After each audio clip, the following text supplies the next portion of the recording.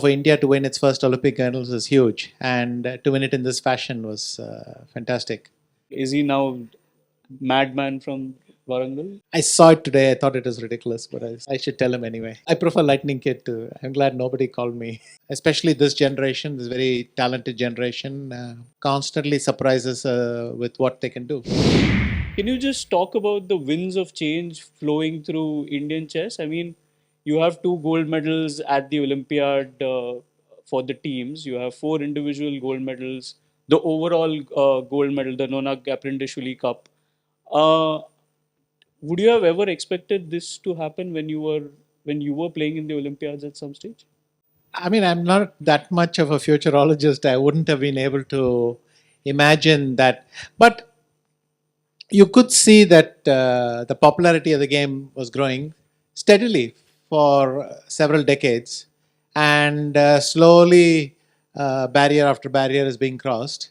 And if you look at it from that point of view, then I think what has happened in the last 5 years doesn't come as such a big surprise. Though the extent of it, perhaps, or how quickly it happened, becomes interesting. Um, just to remind people, we could have won 2 gold medals in Chennai. The men's gold medal is basically in our hands. Literally, the last opponent that we would face, we have a winning position, and we only need a draw to clinch it, and it's in our hands.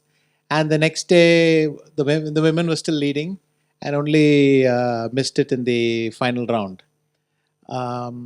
What you can say, of course, is that this men's team is the combined first and second teams. So Arjun moved to the junior team, or if you like, the junior team moved to him. But in Chennai, I think it would have still had the feeling of a slight accident, a pleasant surprise. Here, very quickly, by the fourth round, I had the feeling which team is going to stop us.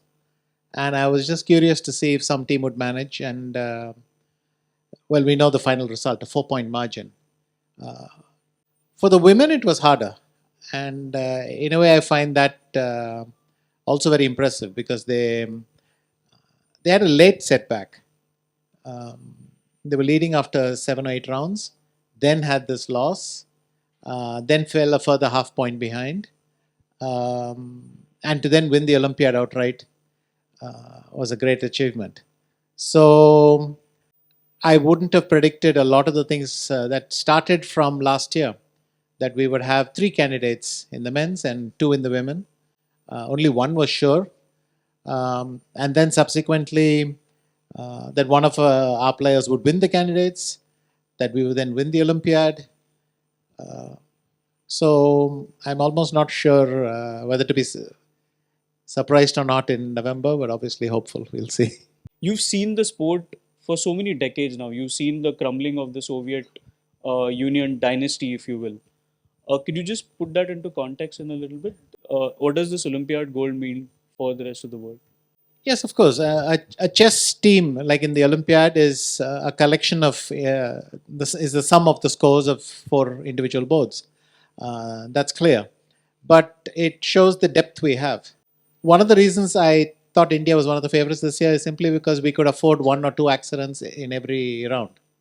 In every game, 1 or 2 boards could go wrong, and you know that still the players are so strong on the remaining boards that things might work out for us.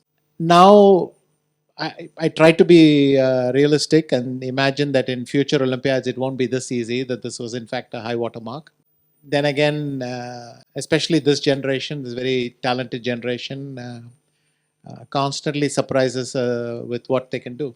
It's difficult to do a big picture. I have this feeling that always things will revert to the mean, but they surprise us constantly.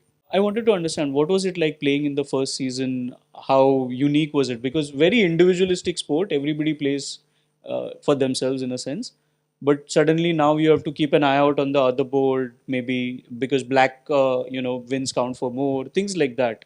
So, what were the dynamics like in the first season when you were playing in the GCL? The whole thing is to engage not only the hardcore chess fan, but also a casual viewer who doesn't know yet that they love the game. Let's put it that way. So one of the things they did was to make the scoring very unpredictable. And Ganges Grandmasters found this out the hard way after leading. I should know better, but after round 7, it's not like I was unaware of the scoring system. It's just that you're so used to numbers in a certain way, and if you feel that if you have a big lead and the margin is big, you feel safe. Somewhere around round 7, I thought we're basically in the final, and the only rival we had was Alpine. I think we were both both teams are very unpleasantly surprised to find out that it wasn't sure. So the scoring is unpredictable. I like the experience. These brightly colored T-shirts. By the way, I have none left. My son has stolen all of them. You'll get new ones. Yes, well, and he will steal those. But anyway, the brightly colored T-shirts, the entrance together, and so on. Playing with the same color, so not this alternating thing. And you could see the whole thing was designed for visual effect. Yeah. I would say really focused on television rather than the online space. Yeah. Which again shows that your target audience is the casual fan as well. It was very, very good fun. I think from a player's perspective, the team atmosphere, the way the event was structured and all was incredibly enjoyable. I'm pretty sure it'll be the same this year, and I'm really looking forward to that.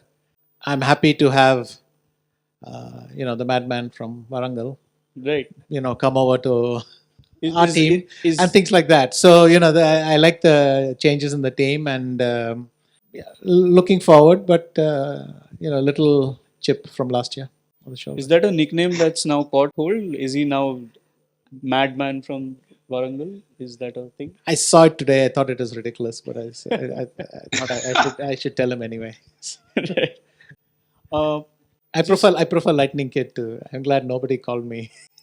He called you the Madras Tiger, and you had a problem with that. You would point out that there are no tigers in Madras, if I'm not mistaken. No, I didn't stress that point too much. I mean, come on. Worse things to be compared to than a tiger. Right. Topolo once said I was a python, which was somewhat worse. Commercial success. Now, we've seen Olympiad gold medals. There's now a league to promote the players, to promote the sport itself. What is it that needs to happen for chess to take the next step in a sense? More of the same. As Parag mentioned, these things will reinforce each other. So it's the Olympiad is a wonderful tailwind for the Global Chess League. A lot of people are already connected to many of the players, and to see them in action again will be fun in a different context, different environment, different vibe. But you keep delivering the results and interesting stories that people can relate to. That's how the game will grow. But we are well along that path. Whether you take the World Championship or the World Rapid Blitz and so on, there are many, many events where people are very engaged. I think the Global Chess League will be kind of a unique take on things. And hopefully our audiences will be even bigger this time. I think London is a very good venue because it already has quite a big chess community. It remained a very, very important chess city all through this time. I think a lot of people will come and try to watch the match live. That's the really interesting challenge. Vishy, 1989, old Chennai airport, first floor restaurant. There was this young boy sitting. I walked up to him, if you recollect. I know so many you meet, and asked for his autograph. And there was no one next to him, and it was Viswanathan Anand. Emotional in 2024, this journey. Yes, of course, a lot of things have changed in the meantime. But certainly, for India to win its first Olympic medals was huge, and to win it in this fashion was fantastic. It's just very good news. But I would even add the other things, the candidates, all the people qualifying for the candidates. It's not just this one event. It's been building up for a long time, and I feel that these players, this is what they're going to deliver for India for the next 5 to 10 years. So it's a good time to be a chess fan. Chess players, after especially these wins the Olympiad, making the kind of money the IPL players are making and how quickly they'll make that. Do you see this happening in chess? Endorsements all put together. Yes, especially for the veteran players. Yeah. Veteran like you, maybe. How do you see it going in the next 5 years, 10 years? We'll find out, but I'm optimistic. I mean, there are so many interesting opportunities happening in chess. There's constantly some new development, new projects, very innovative new things like the league. I mean, this 4 years ago, who could have imagined? But then, and also the way it started. It started in an online conversation. Then Mr. Mahindra contacted me. He said, "Can we talk about this?" Then we started to conceptualize it, and suddenly last year the first edition, and this year already second edition. So there are lots of interesting people coming to chess. So yes, I think chess will keep growing. Do you see yourself owning a team someday? Maybe a decade down the line? I can see almost anything, but anyway, I'll first see myself playing next week. Anand was a household name 20 years back, but now we see a lot of youngsters making the name for themselves. And chess is quite big on internet. Like you see YouTube subscriptions. It's a big thing on YouTube. Do you see broadcast sphere being an untapped market and chess being a big thing in the broadcast industry? Because it's an untapped market and seeing the popularity. And do you see the money flowing in to chess and chess becoming the next big thing? In the broadcast sphere, especially, I would like a perspective of all. I am optimistic. As I said, the sport keeps on growing. Something happened during the pandemic, and it kick-started something. And a lot of stuff is happening on top of that. Yes, I look forward to it being more on television, because again, that means that we are attempting with the GCL, that we are connecting with the casual fan. And the whole idea with Tech Mahindra is to leverage their technological expertise to make it more accessible, more understandable, let's say. And then it should be on television. YouTube is, of course, very good, but it already means that someone is looking for it, or is being matched with it. Here, we are really taking someone who doesn't expect to see it, glances at it, and thinks, hey, this has engaged me. So yes, I would like to see that in the future. And of course, I'm open to more money. But There was a nice moment also after the Olympiad win where the players with it basically handed you the trophy and asked you to like kind of raise it. That moment was also special for you? yes, somehow they'd been passing the trophy around, and that I could get my hands on it as well was very nice. But the whole thing was very nice. Just putting the medal for actually only three. Judith and me split the work, but 3 and 3 in both teams. Yeah, but the whole thing was very nice. But second time in a row. I already did it in Chennai, except the medal was different this time. Subscribe to Midday India. Get direct notifications on all our videos by clicking on the bell icon.